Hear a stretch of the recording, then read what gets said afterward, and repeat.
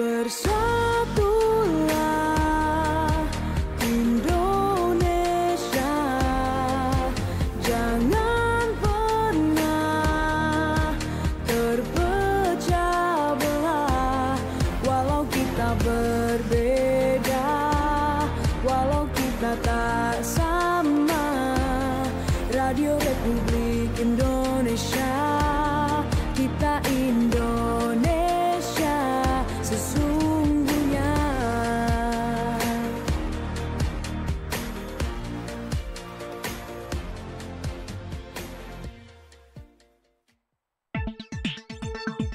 Berita pagi, berita pagi. Tim dari Satres Narkoba Polres Sumeneb melakukan pengembangan dan berhasil diungkap dengan tersangka saudara BE dan saat ini menjabat di Dewan. Pendataan dalam rangka persiapan penataan tenaga non-ASN sebagaimana diamanatkan di Undang-Undang ASN terbaru.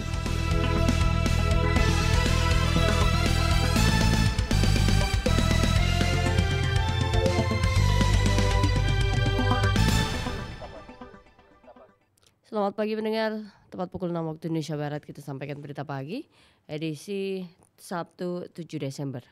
Bersama saya Gita Ayu, kita ikuti buletin berita pagi selengkapnya.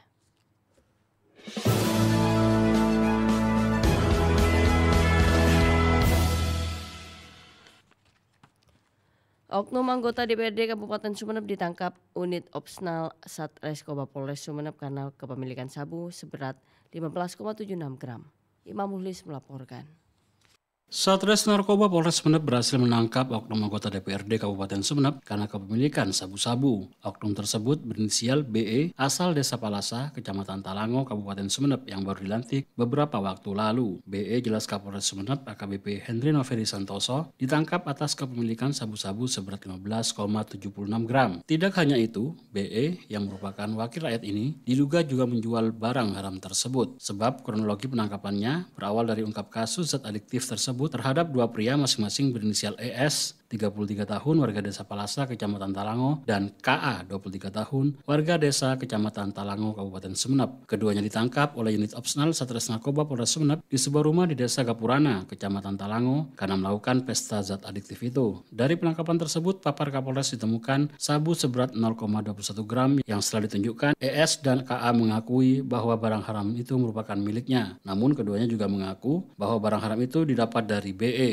Dari pengungkapan terhadap dua tersangka tersebut, kemudian kita oleh tim dari Satres Narkoba Polres Sumeneb melakukan pengembangan dan berhasil diungkap satu LP lagi dengan tersangka saudara BE, tempat lahir di Sumeneb tahun 78, jenis kelamin laki-laki, pekerjaan mantan kepala desa di Sumeneb dan saat ini menjabat di Dewan. Mendapat informasi itu, petugas langsung mendatangi rumah yang bersangkutan yakni BE. Petugas langsung mendatangi rumah BE dan melakukan penggeledahan serta penangkapan terhadap yang bersangkutan. Akibat perbuatannya, BE dijerat pasal 114 ayat 2, subsidiar pasal 112 ayat 2 Undang-Undang RI nomor 35 tahun 2009 tentang narkotika.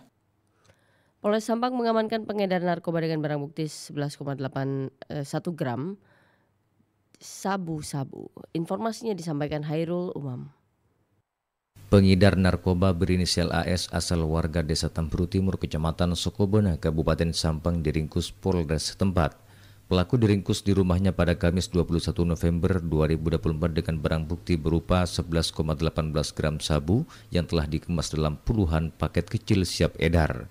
Kapolres Sampang AKBP Hindro Sukmono menjelaskan, kasus tersebut berawal dari laporan masyarakat yang resah dengan maraknya peredaran narkoba di wilayah Kabupaten Sampang. Penangkapan berlangsung, AS ditangkap di rumahnya dengan barang bukti narkoba. Saat penggeledahan, kata Kapolres, petugas menemukan 7 paket sabu yang dibungkus plastik klip transparan yang telah dipecah menjadi paket kecil. Saat ini tim Satres Narkoba Polres Sampang mendalami asal-usul sabu tersebut dan melakukan pengembangan untuk mengungkap jaringan yang lebih besar, termasuk pasokan utama. Ada informasi di sebuah rumah di Desa Tamberi Timur Sokobana, kemudian petugas berhasil melakukan tindakan kepolisian berupa penggeledahan di rumah tersebut sehingga diperoleh 7 plastik bening tersebut yang berisi sabu-sabu dengan berat total 11,18 gram. Diakuinya, pelaku telah diamankan di Mapolres Sampang bersama barang bukti untuk proses hukum lebih lanjut dengan pasal 114 ayat 2 dan pasal 112 ayat 2 Undang-Undang RI nomor 35 tahun 2009 tentang narkotika. Ancaman hukuman pidana minimal 6 tahun dan maksimal 20 tahun kurungan penjara. Berikut komentar pandangan masyarakat tentang oknum anggota DPD Sumeneb terjerat narkoba.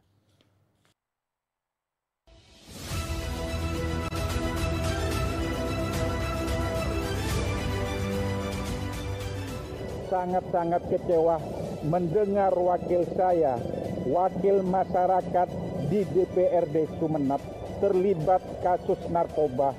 Seharusnya beliau menyuarakan, membela kesejahteraan rakyatnya, malah main-main dengan barang haram. Mohon dengan hormat kepada penegak hukum untuk diproses secara hukum yang benar.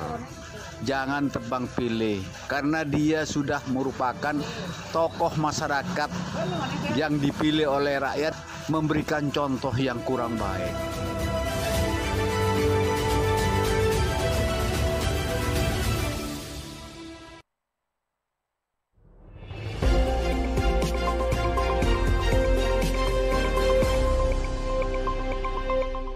Memberantas peredaran narkoba menjadi topik komentar berita pagi ini. Naskah ditulis dan dibacakan oleh Faisal Warid. Selamat pagi pendengar dan pemirsa RRI Sumeneb.net. Keberhasilan Satuan Narkoba Polres Sumeneb dalam mengungkap kasus kejahatan peredaran narkoba yang melibatkan oknum anggota legislatif di Bumi Sumekar patut diapresiasi. Penangkapan ini tergolong ungkap kasus terbesar di sepanjang tahun 2024 dengan jumlah barang bukti BB seberat 15 gram sabu-sabu. Pelaku yang juga mantan kepala desa ini diduga adalah sebagai pengedar, sebab selain bukti-bukti yang diamankan, penangkapan terhadap oknum dewan ini adalah hasil dari penangkapan sebelumnya yang mengaku membeli terhadap pelaku yaitu BI. Sekali lagi ungkap kasus tidak biasa yang ditangani Polres ini harus diakui adalah prestasi dalam memerangi jaringan sindikat narkoba. Tapi di sisi lain sesungguhnya adalah potret buruk menggambarkan parahnya peredaran narkoba khususnya di Bumi Sumekar. Ungkap kasus sekelas Bandar dengan jumlah barang bukti cukup besar sesungguhnya menunjukkan realitas yang memprihatinkan. Yang disesalkan pelaku adalah penyelenggara negara yang masih tercatat aktif sebagai anggota legislatif, wakil rakyat. Narkoba tidak mengenal batas usia, status sosial dan geografis. Bisnis barang haram ini tidak hanya beredar di wilayah kota-kota besar dan perkotaan, tapi juga menyasar ke desa-desa bahkan di wilayah tak terjangkau seperti kepulauan menjadi sasaran empuk sindikat kejahatan luar biasa tersebut. Narkoba kian akrab dengan berbagai kalangan mulai anak-anak, remaja, orang tua, masyarakat biasa, perangkat desa, abdi negara, pengusaha birokrat, pejabat hingga rakyat biasa.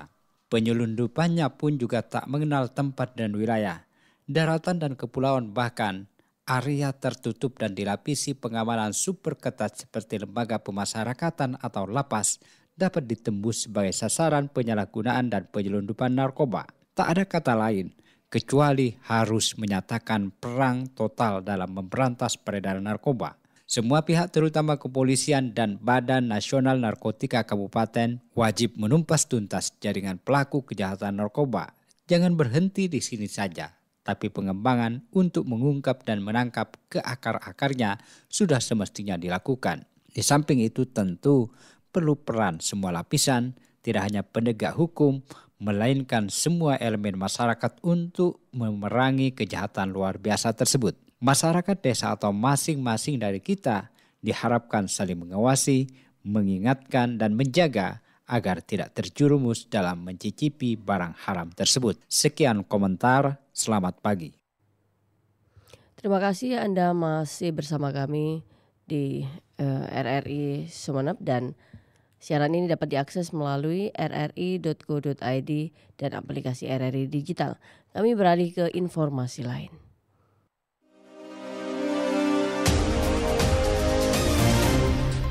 Daerah memilih Daerah Memilih. Program khusus Radio Republik Indonesia selama tahapan periode pemilihan Pilkada Daerah 2024 yang mencerdaskan, disajikan secara berimbang, independen, netral dan imparsial. Daerah Memilih. Simak pada semua program siaran radio dan kanal platform digital RRI. RRI, kanal pemilih cerdas. Pasangan calon Bupati Wakil Bupati Sumeneb Ahmad Fauzi Wongsojudo Kiai Haji Imam Hasyim Faham unggul dalam Pilkada tahun ini sesuai hasil rekapitulasi penghitungan suara di KPU mengantongi 379.858 suara. Sementara nomor urut 1 Kiai Haji Ali Fikri Kiai Haji Muhammad Unais Ali Hisham final 249.597 suara. Final tertinggal 130.261 suara dari Faham pada saat pemilihan Pilkada tahun ini. Final unggul di 6 kecamatan, Faham di 27 kecamatan. Rekapitulasi tingkat KPU meliputi 27 kecamatan dinyatakan selesai, tinggal penetapan calon terpilih oleh KPU RI jika tidak ada gugatan. Kita pemenangan menunggu dari KPU RI.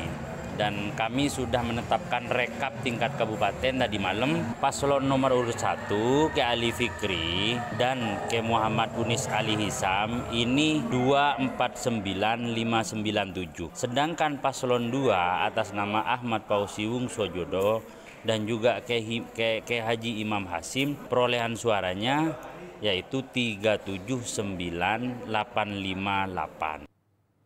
Aziz mengungkapkan berita acara rapat pleno penetapan rekapitulasi sudah diputuskan, hanya saksi paslon 2 menolak untuk menandatangani. Tidak menandatangani, saksi paslon 2 tidak berpengaruh terhadap keputusan KPU sebab yang dipersoalkan bukan pada penghitungan melainkan proses pemilihan seperti ASN tidak netral dan keterlibatan kepala desa. Saksi pasangan calon Bupati Wakil Bupati Pamekasan Muhammad Bakir Aminullah dan Taufadi menolak menandatangani di tingkat kabupaten. Informasinya disampaikan oleh Purnama Iswantoro. Saksi pasangan calon Bupati dan Wakil Bupati Pamekasan Muhammad Bakir Aminatullah dan Taufadi menolak untuk menandatangani penetapan hasil rekapitulasi penghitungan suara Pilkada tingkat kabupaten di Gedung Serbaguna PKPRI Kamis 5 Desember 2024. Mereka enggan menandatangani berita acara rekapitulasi hasil penghitungan suara karena laporan dugaan pelanggaran saat pemungutan suara belum ditindaklanjuti oleh Badan Pengawas Pemilu setempat. Ketua Divisi Teknis Penyelenggaraan KPU Pamekasan Atajul Arifin mengatakan, meski saksi dari paslon tersebut menolak menandatangani berita acara, tidak akan mempengaruhi penetapan hasil penghitungan suara Pilkada Pamekasan tingkat kabupaten. Nggak ada masalah, jadi memang saksi itu memiliki hak untuk tidak menandatangani di hasil. Jadi berdasarkan PKPU 18 tahun 2024, maka kita akan menulis kejadian tersebut di D kejadian khusus kabupaten. Sementara itu, Ketua Bawaslu Pamekasan Sukma Umbaratirta Firdaus menyampaikan bahwa pihaknya masih mengkaji temuan dugaan pelanggaran yang dilaporkan tim dari paslon tersebut. Hari Selasa kemarin, tepatnya H-1, dekat kabupaten ada salah satu pelapor yang melapor ke Bawaslu. Dia melaporkan terkait beberapa temuan surat suara yang dicoblos lebih dari satu kali dengan melampirkan beberapa bukti-bukti video, ya video-video yang viral itulah. Itu sedang kita kaji laporan tersebut. Menurut Sukma, ada sekitar 4 tempat pemungutan suara yang dilaporkan oleh tim paslon itu. Mereka menuntut Bawaslu merekomendasikan pemungutan suara ulang dan melaporkan para terduga pelaku yang ada di dalam video ke aparat penegak hukum. Purnama Iswantoro melaporkan. KPU Sampang menetapkan rekapitulasi hasil penghitungan di Sampang di Jumat kemarin di Gor Indoor Sampang Jalan Wahid Hasyim Kota.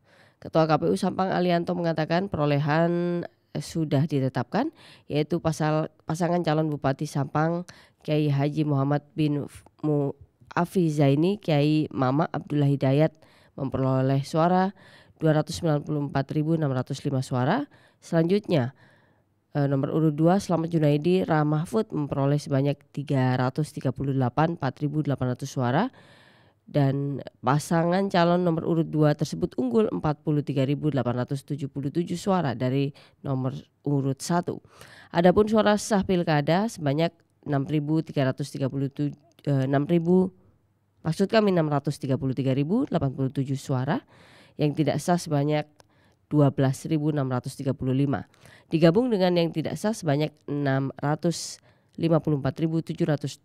suara. Kita sudah melaksanakan rekapitulasi perolehan suara pilgub dan pilgub mulai kemarin tanggal 4, tanggal 5, ternyata ini sampai jam 00.34 baru selesai itu, karena sebenarnya sudah selesai tanggal 5 tadi malam jam 9, cuman masih ada pencermatan dan misalkan ditandatangani pukul 00.34 tanggal 6 pagi sekarang. Pada tahapan selanjutnya, KPU akan mengumumkan penetapan bupati di Pilkada Sampang yang direncanakan 15 Desember mendatang.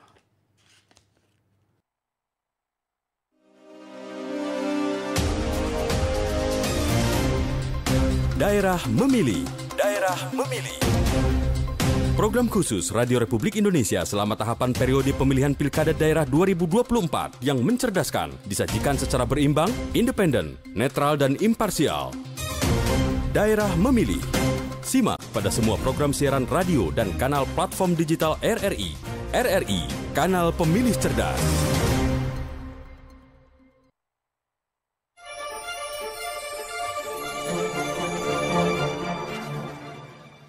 Pastikan semua tenaga honorer di lingkungan Pemkab Bangkalan aktif bekerja.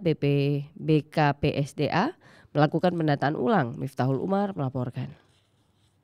Untuk memastikan semua tenaga honorer di lingkungan Pemkab Bangkalan aktif bekerja, pemerintah Kabupaten Bangkalan melalui Badan Kepegawaian dan Pengembangan Sumber Daya Aparatur melakukan pendataan ulang. Kepala Badan Kepegawaian dan Pengembangan Sumber Daya Aparatur Kabupaten Bangkalan, Ari Morfianto, Jumat 6 Desember 2024 mengatakan, pendataan dilakukan sebagai tindak lanjut dari amanat Undang-Undang ASN yang baru, yang mengatur penyelesaian status tenaga non-ASN hingga akhir Desember 2024.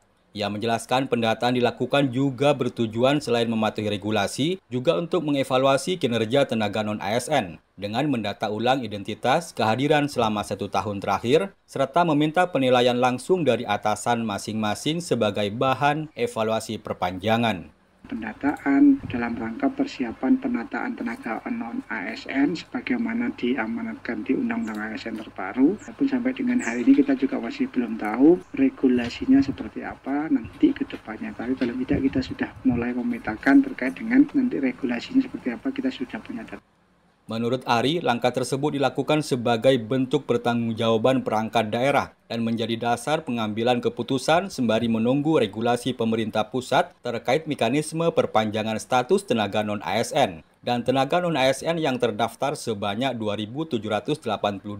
Untuk jumlah pastinya masih akan diperbaharui setelah proses pendataan dinyatakan selesai. Dari Bangkalan, Miftahul Umar, RRI Sampang melaporkan. Pemkab Sampang menargetkan desa lain di Kecamatan Sreseh menjadi daerah selanjutnya pengembangan budidaya rumput laut. Alvin Nueri melaporkan. Pemerintah Kabupaten Sampang terus berupaya mengoptimalkan potensi pesisirnya dengan fokus pada pengembangan budidaya rumput laut. Kedepan direncanakan penyebaran benih rumput laut di lahan tambak seluas 150 hektar. PJ Bupati Sampang Rudi Arifianto mengatakan program tersebut tidak hanya dilaksanakan di Desa Asam Nonggal, tetapi juga di Desa Juno, Kecamatan Sreseh. Kerjasama dengan investor yang telah menjadi eksportir utama di Cina dan Korea Selatan tersebut dapat membuka peluang besar bagi pembudidaya lokal. Kalau mungkin banyak yang kemudian itu awalnya persepsinya berbeda. Kami sangat welcome. Ini bisa kemudian dikelola secara bersama. Plus teman-teman BIM juga sudah saya gerakkan untuk kemudian bikin alat-alatnya. Ya pasti nanti bikin semi karagian ataupun full karagian itu kebayang kok, sudah kebayang. Memang butuhnya off-takernya. Pemprov Jatim menurutnya berperan penting dalam menghubungkan Sampang dengan investor di bidang pengolahan pangan. Lahan budidaya bandeng juga akan dijadikan sebagai lahan budidaya rumput laut sehingga sisa hewan dan rumput laut dapat menjadi plankton, pakan alami bandeng. Langkah ini diyakini sangat menguntungkan bagi para pembudidaya setempat. BMKG menyatakan puncak musim hujan akan terjadi bulan Januari. Masyarakat diimbau tetap waspada sebab bisa terjadi fenomena alam yang dapat memicu curah hujan yang tinggi dan menimbulkan bencana hidrometeorologi. Muhammad Ali melaporkan. Badan Meteorologi, Klimatologi, dan Geofisika atau BMKG Sumeneb menginformasikan puncak musim hujan di wilayah Madura akan terjadi di Januari 2025. Kepala BMKG Sumeneb Usman Khalid menghimbau kepada masyarakat untuk tetap waspada. Sebab sebelum masuk puncak musim hujan, bisa terjadi fenomena alam yang dapat memicu meningkatkan curah hujan dan menimbulkan bencana hidrometeorologi. Sesuai rilis perkiraan cuaca BMKG Juanda Surabaya, aktifnya musim Asia atau angin barat dan kondisi suhu air laut yang hangat dapat memicu peningkatan uap air dan berdampak pada pembentukan awan-awan hujan. Bahkan, memungkinkan bisa menurunkan hujan lebih deras yang bisa menyebabkan fenomena hidrometeorologi, diantaranya banjir, badai, dan angin puyuh. Usman mengungkapkan, semua wilayah di Madura tidak kemungkinan memiliki saluran air yang memang disediakan untuk menghadapi cuaca ekstrim. Namun, jika kondisi tidak siap menghadapi, bisa mengakibatkan banjir dan genangan air. Secara umum kurang lebih sama ya dengan tahun sebelumnya. Kurang lebih sama dengan tahun sebelumnya. Hanya saja memang yang perlu kita waspadai di saat-saat ada fenomena dinamika atmosfer yang memicu turun hujan lebih deras. Seperti yang saya sampaikan tadi, menghangat, kemudian monsun Asia semakin aktif yang perlu diwaspadai. Apalagi di puncak musim hujannya. Nah, ini sudah tidak boleh tidak ini. Kita harus mewaspadai, menyiapkan diri terhadap potensi-potensi terjadinya bencana hidrometeorologi. Usman meminta masyarakat untuk tertib tidak membuang sampah sembarangan dan tidak membuang sampah pada sungai yang bisa berdampak banjir, genangan air, dan jalan licin. Apalagi membuang sampah bukan pada tempatnya bisa menjadi sumber penyakit untuk masyarakat sekitar.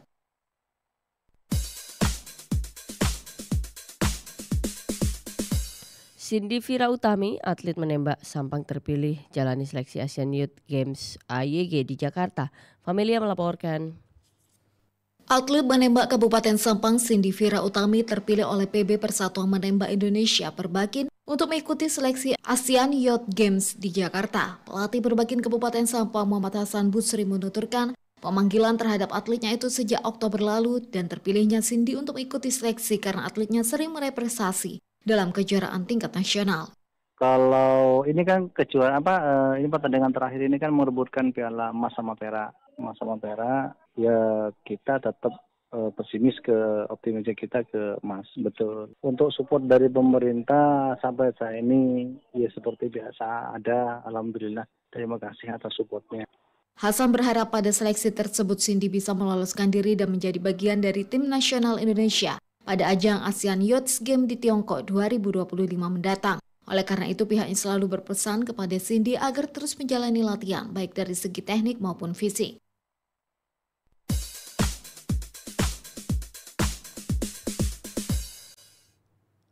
Baik pendengar, sekian berita pagi produksi Radio Republik Indonesia Sumeneb. Untuk kritik dan saran Anda bisa menghubungi telepon kami 0328 665 396, email rri@yahoo.com. Dari lantai 1 Rip Sumarjo 26 Sumeneb, saya Gita Ayu pamit undur diri dari ruang dengar dan YouTube Anda. Selamat pagi.